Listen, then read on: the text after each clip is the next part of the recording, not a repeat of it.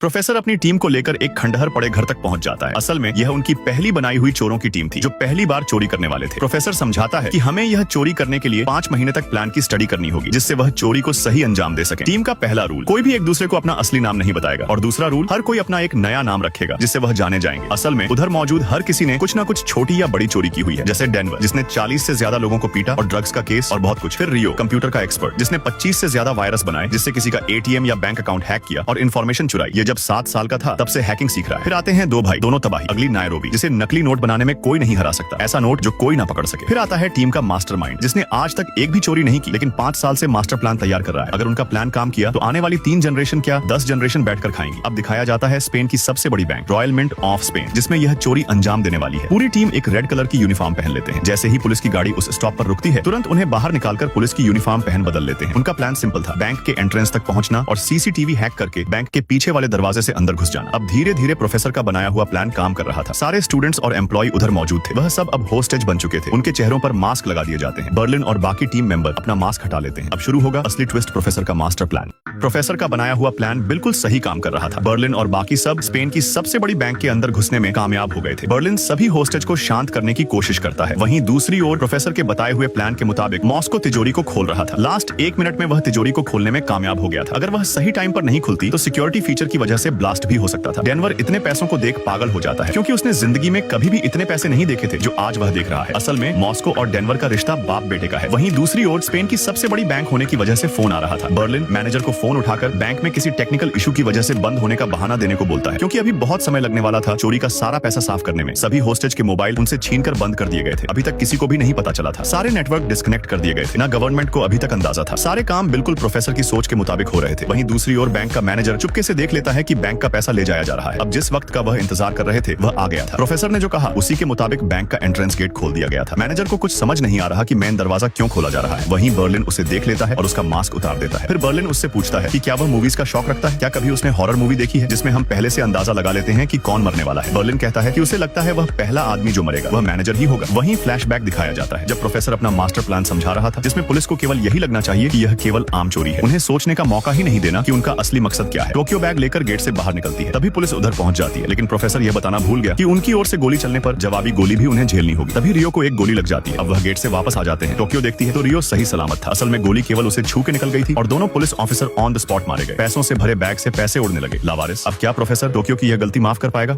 सब कुछ प्रोफेसर के प्लान के हिसाब से ही चल रहा था लेकिन जैसे ही टोक्यो बैंक के मेन एंट्रेंस से बाहर निकलती है तभी पुलिस उधर आ जाती है। पुलिस के उधर होने का उन्हें कोई अंदाजा नहीं था क्योंकि बैंक से सारे मोबाइल नेटवर्क डिस्कनेक्ट कर दिए थे। कोई भी पुलिस को कांटेक्ट नहीं कर सकता था। अब रियो को भी गोली लग चुकी थी। टोक्यो रियो को देखती है तो वह होश में था क्योंकि गोली केवल उसे छू कर निकल गई थी। प्रोफेसर का बनाया हुआ प्लान पूरा बेकार हो गया था क्योंकि टोक्यो ने 2 पुलिस वालों को गोली मारकर घायल कर दिया था। बर्लिन अब प्रोफेसर को कॉल लगाने के लिए बोलता है। मोबाइल की वायर वॉशरूम से होते हुए प्रोफेसर के तहखाना तक पहुंच रही थी। ऐसा इसलिए था क्योंकि ट्रेसिंग की वजह से वो वायरलेस कॉल नहीं कर सकते थे। प्रोफेसर टोक्यो से बात करता है क्योंकि उसे लग रहा था कि रियो को टोक्यो पसंद करती है, इसलिए उसने 2 पुलिस वालों को गोली मारी दिया लेकिन टोक्यो फोन काट देती है। वहीं दूसरी ओर पुलिस ने भी इन्वेस्टिगेशन स्टार्ट कर दी थी। बैंक चारों ओर से घिर चुकी थी। उधर से बाहर निकलने का कोई रास्ता नहीं था। अब पुलिस बैंक में रखी लास्ट लैंडलाइन पर फोन करती है क्योंकि उस फोन के अलावा बैंक में और कोई नेटवर्क मौजूद नहीं था तो फोन सीधा प्रोफेसर तक जाता है। पुलिस प्रोफेसर से इंटरोगेशन करने लगती है क्योंकि बात करने के अलावा और कोई रास्ता नहीं था। प्रोफेसर पुलिस के सामने डिमांड रखता है कि उन्हें एक हेलीकॉप्टर दिया जाए जो ब्राजील तक पहुंच सके। लेडी चीफ प्रोफेसर से उसका असली मकसद पूछ रही थी। प्रोफेसर उसके जवाब में बताता है कि उनके पास बचाव के लिए बहुत से हथियार है। असल में प्रोफेसर उन होस्टेज की बात कर रहा था जो बैंक के अंदर बंदी बनाए गए थे। अगर पुलिस कोई भी होशियारी करने की कोशिश करती है तो होस्टेज में से कोई भी मारा जा सकता है। चीफ एक शर्त रखती है, अगर स्कूल के बच्चे पहले आजाद कर दिए जाएं तो उनका आपस में कोई भी लेन देन आसान हो जाएगा। प्रोफेसर पुलिस के प्रपोजल के बारे में सोचेगा कहकर फोन काट देता है। पुलिस को प्रोफेसर के जवाब आने तक मजबूरन शांत रहना होगा। अब फ्लैशबैक दिखाया जाता है जब प्रोफेसर बर्लिन टोक्यो रियो सब मिलकर चोरी होने के 1 महीने पहले बात कर रहे थे कि वह इतने पैसों का क्या करेंगे। डेनवर बोलता है कि वह दुनिया की सबसे महंगी गाड़ी खरीदेगा और एक क्लब बनवाएगा जिसमें 200 वॉट के सुपर स्पीकर होंगे जिससे नाचते नाचते कान फट जाए। टोक्यो कहती है कि वह एक आइलैंड खरीदेगी। डेनवर और रियो कहते हैं 1 क्यों 3 खरीद लेना। रियो कहता है कि उसे तो केवल अपना छोटा सा घर चाहिए जिसके सामने स्विमिंग पूल हो। जैसे ही बिस्तर से उठे सीधा पूल में। नायरोबी कहती है कि वह अपने बाप का कर्ज चुकाएगी और फिर एक प्राइवेट प्लेन खरीदेगी। चोरी से 1 महीने पहले वह सब काफी खुश लग रहे थे लेकिन यह खुशी ज्यादा देर तक नहीं टिकने वाली थी। बर्लिन जो इस टीम का इंचार्ज था वह होस्टेज के पास आता है क्योंकि अब सभी होस्टेज को उन्हीं के जैसे लाल रंग के कपड़े पहनने होंगे और फिर उन्हें नकली हथियार दिए जाएंगे। वहीं दूसरी ओर कमांडर चीफ को समझा रहा था कि प्रेसिडेंट की बेटी अंदर है और उसे कैसे भी बाहर निकालना होगा, इसलिए वह अंदर जाने का ऑर्डर देता है लेकिन प्रोफेसर यह पहले ही जानता था और यह भी कि अगर वह अंदर आ गए तो उनकी जीत एकदम पक्की हो जाएगी, क्योंकि प्लान के मुताबिक पुलिस कुछ नहीं कर पाएगी। कुछ बिल्कुल प्रोफेसर के प्लान के मुताबिक हो रहा था। पुलिस चीफ यह अच्छे से जानती थी कि अगर पुलिस बिना सोचे कोई कदम उठाती है तो अंदर फंसे होस्टेज की जान खतरे में आ सकती है। वहीं सारे होस्टेज को उन्हीं के जैसी रेड कलर यूनिफॉर्म पहना दी जाती है। नायरोबी को बंदी बने होस्टेज में से मैनेजर पर शक हो जाता है। वहीं दूसरी ओर प्रोफेसर को उसी समय का इंतजार था जब पुलिस वाले चुपके से बैंक के अंदर घुसने की कोशिश करेंगे। प्रोफेसर बर्लिन को फोन पर बता देता है कि होशियार रहे, पुलिस किसी भी वक्त अंदर घुस सकती है। सब बिल्कुल प्लान के मुताबिक चल रहा था। होस्टेज को यूनिफॉर्म पहना दी गई थी। अब फ्लैशबैक दिखाया जाता है जब प्रोफेसर यही प्लान को 100 बार सभी टीममेट्स को समझाता है, को बता चुका था। असल में इस पूरे प्लान की उन्होंने 6 महीने तक लगातार पढ़ाई करी थी। प्रोफेसर ने जैसा सोचा वही हो रहा था। पुलिस उसी तरह बैंक के अंदर घुसने की कोशिश कर रही थी। बर्लिन और बाकी सब बिल्कुल तैयार थे। वहीं दूसरी ओर बैंक में बंदी होस्टेज में से एक जो प्रेसिडेंट की बेटी थी, उसे फोन मिल गया था। उसने पुलिस को कॉल कर दिया। उसने पहले ही पुलिस को बता दिया कि उन्हें बिल्कुल वही चोरों वाली यूनिफॉर्म पहनाई गई है और उन्हें नकली हथियार दिए जा चुके हैं। असल में यह प्रोफेसर के प्लान में शामिल था, पूरी पुलिस कॉर्प्स को इन्फॉर्म करने के लिए। बर्लिन और बाकी सब मशीन गन के साथ तैयार थे पुलिस का सामना करने के लिए। पुलिस को नहीं पता था कि मास्क के पीछे कोई निर्दोष इंसान है या मास्टरमाइंड चोर, इसलिए पुलिस हमला नहीं कर सकती थी। पीछे हटने के अलावा उनके पास और कोई रास्ता नहीं बचा था। पुलिस अपने कदम पीछे लेकर मिशन अबॉर्ट कर देती है। ऐसे करके प्रोफेसर की जीत होती है, लेकिन अभी तो असली काम बाकी था। मास्टर प्लान का रियल मकसद जिसके लिए वह सब आए थे। लाखों करोड़ों की मशीन लगातार पैसे प्रिंट कर रही थी। प्रोफेसर का प्लान बैंक से पैसे उड़ाना नहीं था, बल्कि पैसे बनाना था। अरबों रुपए मिनटों में छाप रहे थे और पुलिस को इसका कोई भी अंदाजा नहीं था। और उनके पास सबसे शक्तिशाली हथियार प्रेसिडेंट की बेटी कैद में थी, जिसे प्रोफेसर कभी भी इस्तेमाल कर सकता था।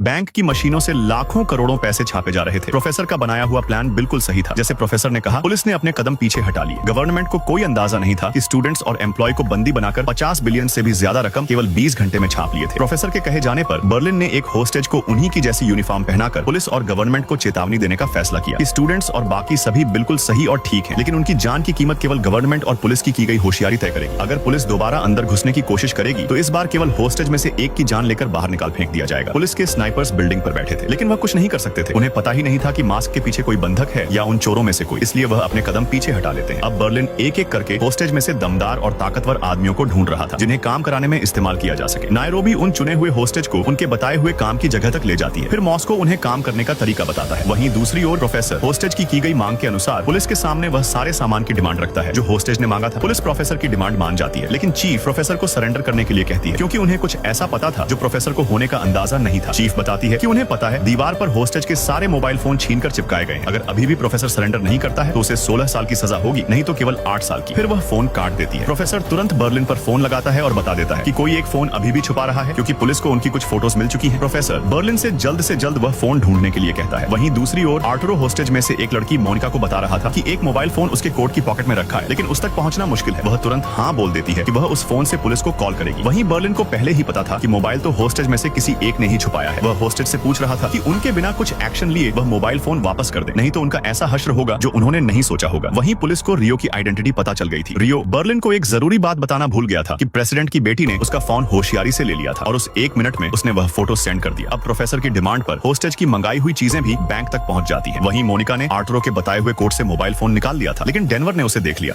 यह लड़की जिसका नाम मोनिका है, जो चोरों के द्वारा होस्टेज बनाए जाने पर उसे उधर से बाहर निकलने का तरीका सूझता है। वह पानी की बोतल के बहाने उस चोर को गुमराह कर देती है। तभी यह आदमी उसे अपनी जगह पर जाने को बोलता है, लेकिन वह जमीन पर बोतल को गिराकर उधर रखे कोट से फोन निकाल लेती है। वह चुपचाप अपनी जगह पर वापस लौट रही थी, लेकिन उस आदमी के दूसरे साथी जिसका नाम डेनवर था, उसने उसे मोबाइल निकालते हुए देख लिया। डेनवर उसे अपने साथ बाहर चलने के लिए बोलता है। वह मना करती है, लेकिन मजबूरन उसे उसके साथ जाना होता है। वहीं दूसरी ओर प्रोफेसर टीवी में वही न्यूज देख रहा होता है जो दुनिया की सबसे बड़ी बैंक में होस्टेज बनाए लोगों के बारे में थी। प्रोफेसर कहता है पुलिस शायद कुछ नहीं कर पा रही। असल में उधर बैठी लेडी एक पुलिस चीफ कमांडर है जो इस केस की इन्वेस्टिगेशन कर रही थी। प्रोफेसर की बात सुनकर चीफ उधर से जाने लगती है, लेकिन तभी चीफ के फोन पर कॉल आ जाता है। पुलिस को उन चोरों में एक की पिक्चर और उसकी जानकारी मिल चुकी थी। चीफ जैसे ही अपना फोन चेक करती है तो प्रोफेसर चुपके से चीफ के मोबाइल में झांक रहा था। चीफ को पता चलने पर वह तुरंत उसे टेबल पर लेटा देती है और उसकी पॉकेट और वायर टैप चेक करने लगती है। असल में चीफ को ऐसा लग रहा था कि वह आदमी एक न्यूज रिपोर्टर है जो लेटेस्ट न्यूज की जानकारी इकट्ठा कर रहा है, लेकिन दुकान का बारटेंडर चीफ को शांत करके बताता है वह प्रोफेसर को जानता है। वह कोई न्यूज रिपोर्टर नहीं है, बल्कि उसकी शॉप का डेली कस्टमर है। चीफ को अपनी गलती का एहसास हो जाने पर वह माफी मांगकर उधर से निकल जाती है। असल में पुलिस चीफ को यह अंदाजा नहीं था कि इस चोरी का मास्टरमाइंड वही प्रोफेसर है जिससे वह टकराई है। वहीं दूसरी ओर डेनवर को उस लड़की मोनिका की फिक्र हो रही थी जिसने अपने बच्चे को गिराने के लिए पिल्स मंगाई थी। डेनवर उसे चोरी का पैसा देता है और उसे अच्छे से सोचने के लिए कहता है, क्योंकि उसकी जिंदगी भी कुछ ऐसी ही थी। उसकी माँ उसे पैदा नहीं करना चाहती थी, लेकिन बड़ी मुश्किलों के बाद वह पैदा हुई। डेनवर उसे समझाता है कि उसे अपने को खत्म नहीं करना चाहिए, वह अपने बच्चे के साथ खुश रहेगी। लेकिन तभी बर्लिन उसे मोनिका से बात करते देख लेता है जो चोरों में जिसमें एक था उनकी टीम का इंचार्ज। Berlin, Denver